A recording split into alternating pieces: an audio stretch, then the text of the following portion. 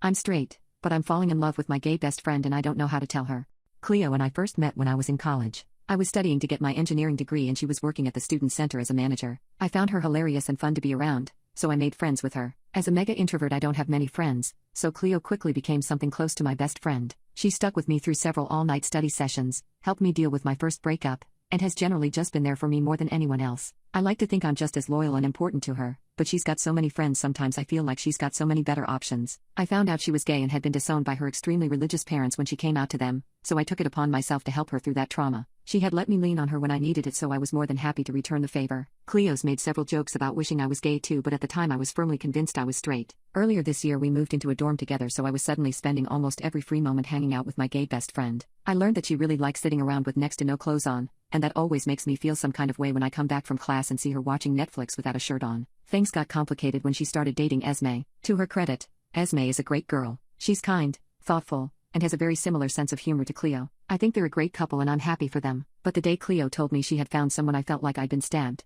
I remember I found some small corner in the library and just cried for hours. That was when I finally figured out I had feelings for her, and that I now hated myself for taking so long to figure it out. I've been diagnosed with depression before, so this news sent me spiraling back down into my old habits. Cleo definitely noticed a change in my personality because she pretty quickly started asking me what was wrong and if I was alright. I couldn't tell her I was in love with her right after she just started dating. That's such a scummy thing to do, so I gave her some nonsense about being stressed about college and feeling like I'm falling behind. Not entirely false because that is something I've been wrestling with, but it's not the main reason I'm depressed. She signed me up for therapy and has been going out of her way to take me to my sessions and make sure I'm doing okay. My therapist says some distance from Cleo would make things easier, but I can't exactly do that when she's sleeping less than 3 feet away from me every night, and I'm pretty sure that if I tried, Cleo would notice and start hounding me for answers that I don't want to give. So now I just feel stuck. I've made my peace with the knowledge that I'm bi, but I really don't see a way for me to move on from Cleo without completely ruining our friendship. Update. It's been a few months since I posted this here, and I figured you all would be interested in knowing what happened next. First off, I want to thank everyone who left me supportive comments on my last post. I'm managing my depression much better now, and all of your advice and support was a big part of that. I can't thank you enough. As for the update,